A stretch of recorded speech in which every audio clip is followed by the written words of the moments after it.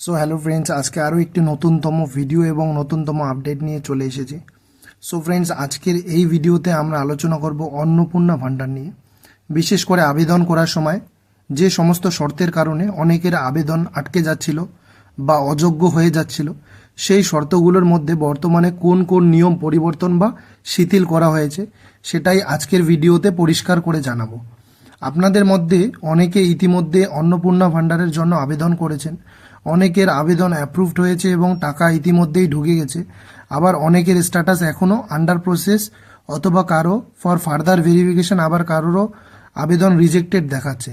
তাই যাদের আবেদন এখনও আটকে রয়েছে তাদের জন্য আজকের ভিডিওতে গুরুত্বপূর্ণ তথ্য নিয়ে চলে এসেছি। কারণ প্রথম দিকে অন্নপূর্ণা ভাণ্ডারের ক্ষেত্রে বেশ কিছু যোগ্যতার শর্ত ছিল, যেমন বাড়িতে 3টি বা তার বেশি পাকা ঘর থাকা, নির্দিষ্ট পরিমাণের বেশি জমি থাকা, বা পরিবারের কেউ সরকারি চাকরি করা, বা ইনকাম ট্যাক্স অথবা আয়করদাতা হওয়া ইত্যাদি। কিন্তু পরবর্তীতে কিছু ক্ষেত্রে এই নিয়মগুলো শিথিল করা হয়েছে। চলুন একে একে দেখে নেওয়া যাক কোন কোন শর্ত পরিবর্তন বা শিথিল করা হয়েছে। প্রথমত, বাড়িতে 3টি বা তার বেশি ঘর থাকার শর্ত। গ্রামীণ এলাকার ক্ষেত্রে বাড়িতে 3টি বা তার বেশি ঘর থাকলেই অন্নপূর্ণা ভাণ্ডার থেকে বাদ পড়তে হবে, এই শর্তটি শিথিল করা হয়েছে। অর্থাৎ গ্রামীণ এলাকায় আপনার বাড়িতে 3টি বা তার বেশি ঘর থাকলেও শুধুমাত্র এই কারণে আপনার আবেদন বাতিল হওয়ার কথা নয়। দ্বিতীয়ত, জমির পরিমাণের শর্ত। আগে নির্দিষ্ট সীমার বেশি জমি থাকলে অযোগ্য হওয়ার বিষয়টি ছিল। বর্তমানে গ্রামীণ এলাকা এবং অধিকাংশ পৌর এলাকার ক্ষেত্রে জমির পরিমাণ সংক্রান্ত বিধিনিষেধ শিথিল করা হয়েছে। এই ক্ষেত্রে বলা হয়েছে যে যে সমস্ত ছোট পৌরসভাগুলি রয়েছে অথবা গ্রামীণ এলাকাগুলি রয়েছে, সেই এলাকায় যদি জমির পরিমাণ নির্দিষ্ট যে জমির পরিমাণ দেওয়া হয়েছে সেক্ষেত্রে কিন্তু ছাড় দেওয়া হবে। তবে এখানে একটি বিষয় মনে রাখতে হবে, মিউনিসিপ্যাল কর্পোরেশনের এলাকার নিয়ম আলাদা হতে পারে। তাই আপনার এলাকা গ্রাম পৌরসভা নাকি মিউনিসিপ্যাল কর্পোরেশনের অধীনে সেটা গুরুত্বপূর্ণ। তৃতীয়ত, চুক্তিভিত্তিক এবং অস্থায়ী কর্মীদের পরিবারের কেউ যদি চুক্তিভিত্তিক বা অস্থায়ী কর্মী হন তাহলে শুধুমাত্র সেই কারণে অন্নপূর্ণা ভাণ্ডারের সুবিধা থেকে বাদ পড়বেন না।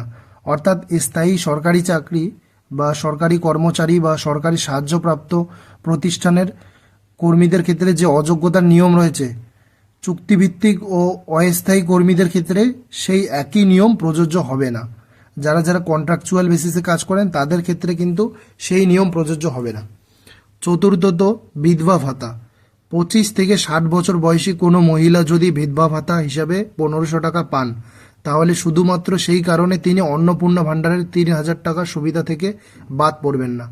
তবে এখানে একটি বিষয় পরিষ্কার, এর অর্থ এই নয় যে 1500 টাকা এবং 3000 টাকা মিলিয়ে প্রত্যেক ক্ষেত্রে 4500 টাকা পাওয়া যাবে না, এইভাবে কিন্তু বলা হয়নি।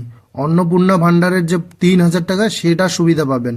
পঞ্চমত, দিব্যাঙ্গ ভাতা। যারা দিব্যাঙ্গ ভাতা পান তাদের ক্ষেত্রে গুরুত্বপূর্ণ শিথিলতা আনা হয়েছে। দিব্যাঙ্গ ভাতা পাওয়ার কারণে অন্নপূর্ণা ভাণ্ডার থেকে বাদ পড়তে হবে না। অর্থাৎ যোগ্য হলে অন্নপূর্ণা ভাণ্ডারে 3000 টাকার পাশাপাশি দিব্যাঙ্গ ভাতাও পাওয়া যাবে বলে জানানো হয়েছে।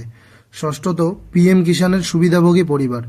যে পরিবার পিএম কিষাণের সুবিধা পাচ্ছে সেই পরিবারের মহিলা শুধুমাত্র পিএম কিষাণের সুবিধা পাওয়ার কারণে অন্নপূর্ণা ভাণ্ডার থেকে বাদ পড়বেন না। অর্থাৎ পিএম কিষাণের সুবিধার পাশাপাশি যোগ্য মহিলা অন্নপূর্ণা ভাণ্ডারে 3000 টাকার সুবিধাও পেতে পারেন। তবে এবার সবচেয়ে গুরুত্বপূর্ণ বিষয় হচ্ছে ইনকাম ট্যাক্স অথবা আয়কর।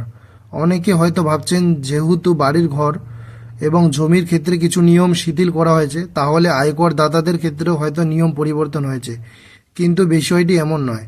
আয়কর দেওয়ার শর্ত শিথিল করা হয়নি। অর্থাৎ কেউ যদি ইনকাম ট্যাক্স অথবা আয়কর দাতা হন তাহলে শুধুমাত্র বাড়িতে 3টি ঘর থাকার নিয়ম বা জমির নিয়ম শিথিল হয়েছে বলে তিনি অন্নপূর্ণা ভাণ্ডারের জন্য যোগ্য হয়ে যাবেন এমনটা নয়। তাই আপনার আবেদন যদি আন্ডার প্রসেস বা ফর ফার্দার ভেরিফিকেশন দেখায় তাহলে শুধুমাত্র একটি কারণ দেখে সিদ্ধান্ত আসবেন না। আপনার আবেদনটি কোন নিয়মের কারণে যাচাই হচ্ছে বা আটকে রয়েছে সেটাই আগে বুঝতে হবে। তো বন্ধুগণ, পূর্ববর্তী সময়ে এই সব শর্তগুলো কিন্তু ছিল, কিন্তু তার মধ্যে কিছু শর্ত শিথিল করা হয়েছে, তা কিন্তু আমি এই ভিডিওর মাধ্যমে আপনাদের বলে দিলাম। তো ভিডিওটা যদি তোমাদের ভালো লেগে থাকে তো অবশ্যই ভিডিওতে লাইক করবে, চ্যানেলে নতুন হয়ে থাকলে চ্যানেলটিকে সাবস্ক্রাইব করবে এবং পাশে থাকা বেল আইকনটি কিন্তু অবশ্যই প্রেস করবে। ধন্যবাদ।